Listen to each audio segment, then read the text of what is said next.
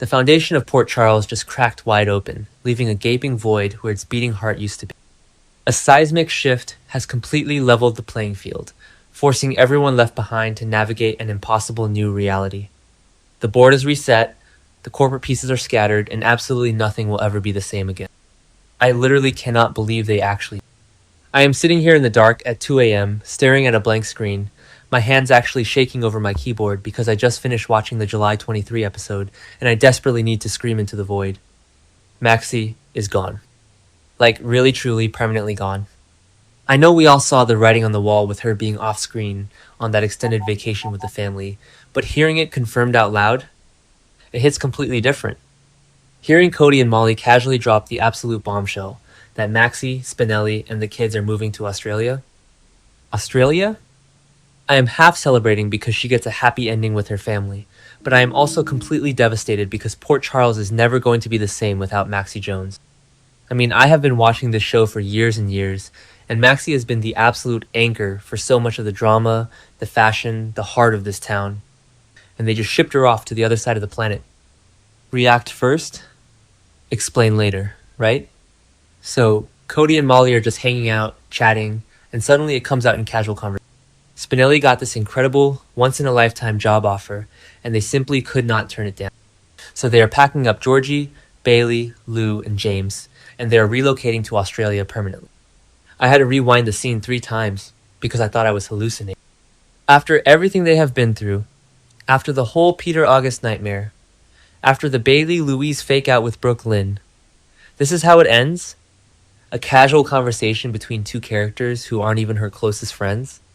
Am I the only one who feels like this is a massive gut punch? Why are Cody and Molly the ones delivering this news to the audience? Where is Mac? Where is Felicia? Wait, I'm getting ahead of myself. I know the behind-the-scenes reasons. I know Kirsten Storms is going through absolute hell in her personal life right now, and as a fan, I want nothing more than for her to get healthy and focus on her family. Her well-being is the most important thing. But purely from a storyline perspective, it hurts. It really, really hurts to lose a legacy character. Let's just talk about Kirsten Storms for a second because she deserves all her flowers. She has played Maxie since 2005. That is almost 2 decades of watching this woman evolve from a selfish, scheming teenager into a fiercely protective mother and a powerhouse businesswoman at Deception. We watched her deal with the legacy of BJ's heart. We watched her mourn Georgie. We watched her fall in love with Nathan West and then lose him in the most tragic way possible. Kirsten brought a specific kind of magic to Maxie. She could be incredibly frustrating one minute and absolutely heartbreaking the next. You couldn't help but root for her, even when she was making the worst decisions possible. Knowing that Kirsten has no plans to return to GH right now is a bitter pill to swallow. I know some people are loving this clean break because the character has been through too much trauma, but personally, I feel like I'm mourning the loss of a best friend. And can we talk about the fact that they are not recasting her? The writers were basically forced to come up with a long-term exit strategy because leaving Maxie in limbo on a never-ending road trip to the Grand Canyon was starting to feel ridiculous. By sending her to Australia, they are making it a permanent exit, at least for the foreseeable future. I am so torn on this. On one hand, I am so relieved they aren't bringing in a temporary recast. Remember when they tried that years ago? No offense to the actress, she did her best, but Kirsten is Maxie. It just didn't work. On the other hand, knowing they aren't planning to recast means the writers are fully closing the door on the character for years. It is a massive double-edged sword. I want to see Maxie on my screen, but I only want to see Kirsten's Maxie. So I guess Australia is the best terrible option we have. But let's look at the bright side for a second. Spina. Spixie. Damian Spinelli and Maxie Jones riding off into the sunset together. If she has to leave, I am so incredibly thankful that she is leaving with Spinelli. After years of them being apart, of Spinelli pining for her, of them co-parenting Georgie from afar, they finally get their happily ever after. And Spinelli getting a massive tech job offer in Australia? That actually makes perfect sense for his character. The Jackal going global. It is a beautiful wrap-up for their love story. We have waited years for these two to finally get it right. They have circled each other for a decade.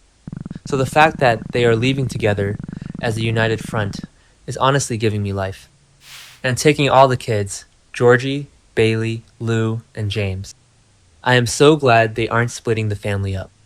James has been through enough trauma lately, especially with the whole Cassius face-on posing as Nathan Nightmare.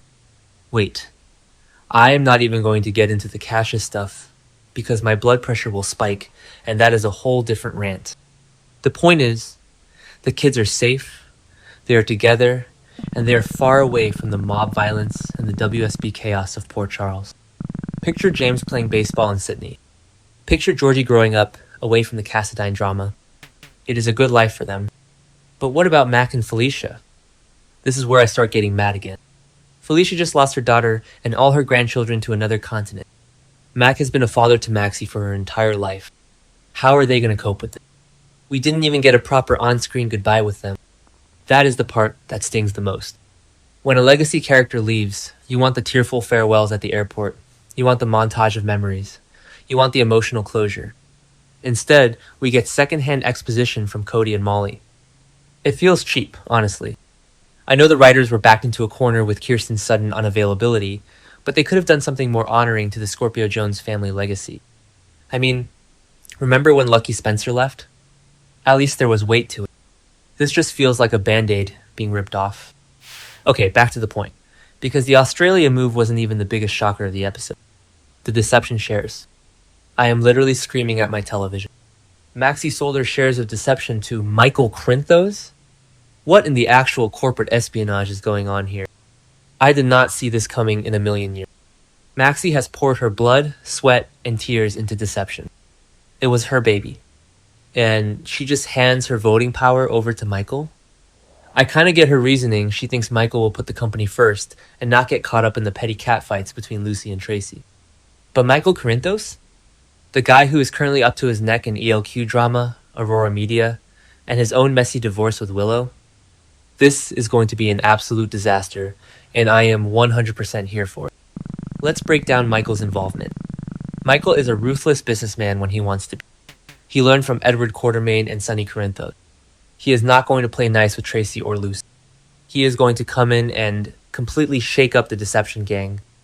I can already picture him sitting in that pink office, looking completely out of place, but wielding total corporate control. Tracy Quartermain is going to lose her absolute mind. She thought she had Deception in the palm of her hand with Maxie gone, and now she has to deal with Michael? Her own family member who knows exactly how to play her games? The corporate bloodbath that is about to happen is going to be legendary. I know some people are tired of Michael being inserted into every storyline, but personally, I think this is a genius move by the writers. It gives him something to do besides scheme against Harrison Chase and Willow. And what about Lucy Coe? Lucy is going to have a full-blown meltdown. She trusted Maxie. She relied on Maxie to be the buffer between her and Tracy's hostile takeover attempt. Now, Lucy has to answer to Michael Corinthos. Michael doesn't care about the face of Deception or the glamorous photo shoots. He cares about the bottom line. He is going to cut budgets, he is going to restructure, and Lucy is going to hate every single. I can't wait for the scenes where Lucy tries to charm Michael and he just gives her that deadpan grin. It is going to be comedic gold. But it also means Deception is no longer a fun, quirky cosmetics company. It is now a pawn in the Quartermain Corinthos power struggle. But wait, the writers aren't leaving Lucy completely defenseless. Kelly Kruger is making her imminent debut as the recast for Serena Baldwin. Yes, Serena is back. I've been begging for them to bring Serena back for you. For those who don't know or forgot, Serena is Scott Baldwin and Dominique Stanton's daughter, but Lucy Coe was her surrogate and basically raised her. Serena is Lucy's heavy hitter. With Maxie gone, Lucy desperately needs an ally, and who better than her own daughter? Kelly Kruger is a fantastic actress, and bringing her in to fill the void left by Maxie is a brilliant casting choice. It brings fresh energy to the canvas, while still honoring the show's rich history. Picture this. Serena Baldwin walking into the Deception offices, ready to go to absolute war for her mother. She is a Baldwin, which means she is tough, she is smart, and she doesn't back down from a fight. Serena versus Tracy Quartermain? Serena versus Michael Corinthos? The dynamics are going to be incredible. Maxie was always the peacemaker at Deception, trying to keep everyone happy and balance the egos. Serena is not going to be a peacemaker. She is going to be a warrior. I am so ready to see Kelly Kruger sink her teeth into this role. It is the perfect way to pivot the Deception storyline now that Maxie is out of the picture. They couldn't just leave the company stagnant. They needed a new catalyst, and Serena is exactly that.